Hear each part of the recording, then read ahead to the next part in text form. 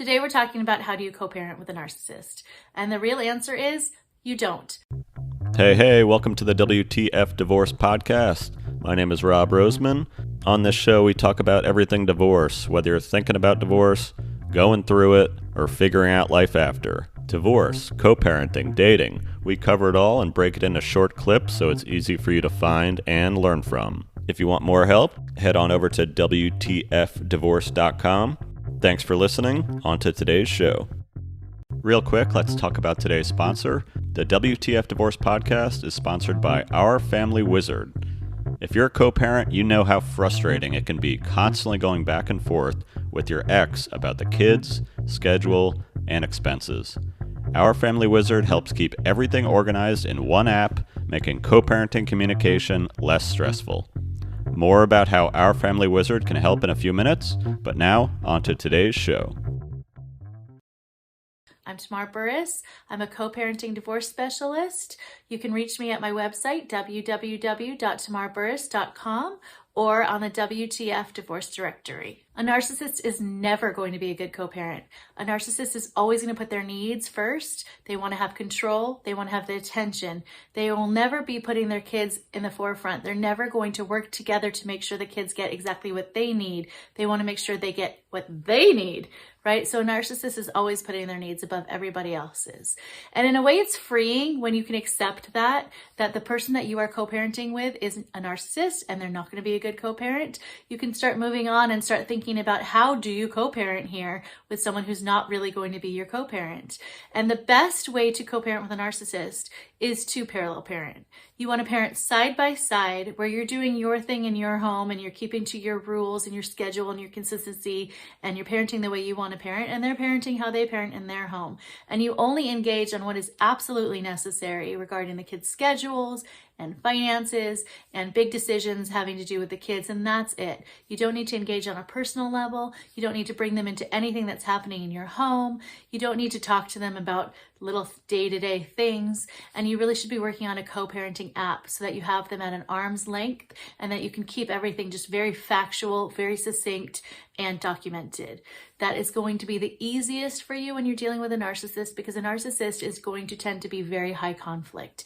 They're going to try and pick at you and poke at you and attack your parenting no matter what, because they need to get a rise out of you. They need that attention. They want you to fuel the fire and keep the conflict going. So your job when you're co-parenting with a narcissist is to stay calm and to not add fuel to that fire. You don't want to defend yourself. You don't want to apologize for the things that they're attacking you for.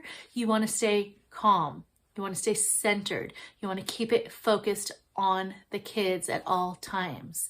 The hope is that a narcissist will eventually move on to somebody else. They will look for their attention elsewhere because you're going to be so calm, so cool, so collected, and so non-confrontational with their conflict that you're going to be boring. You're not going to give them what they need. That's kind of the gray rock method, where you become this like boring gray rock. You give them only the basics. You give them only what is necessary when you're dealing with the kids, and you don't fuel anything. You're just like this boring rock, and they move on, hopefully. Now, a lot of narcissists won't. There's no promises that they will move on. Some narcissists will continue to drag you through court or drag you through the mud just in your community. They will keep making accusations at school, or they'll tell your kids things about you, and it's going to be a fight forever. A fight for you to remain calm, to not defend yourself, to not apologize, to not take it.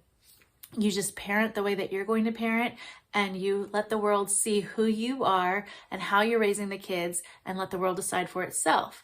And usually a narcissist will shoot themselves in the foot because they will keep trying to drag you in there, and people will start to get a sense that, hey, this isn't exactly what's happening. This doesn't seem accurate. And they'll see what you're doing, and that will speak for itself. So the hope is that you will sort of win in the world by just the general nature of how you are parenting versus what they seem to be trying to do to you. So you have to stay calm. You can't engage. You have to remain really, really present and grounded with your kids. Oftentimes, a narcissist will also counterparent, which means they're going to attack your parenting at every turn. They might even try and use the kids against you. They might try and have the kids attack your parenting, so you have to stay honest and open and authentic with your kids. Keep a connection there without throwing the other parent under the bus. You don't want to use your kids to try and defend yourself either.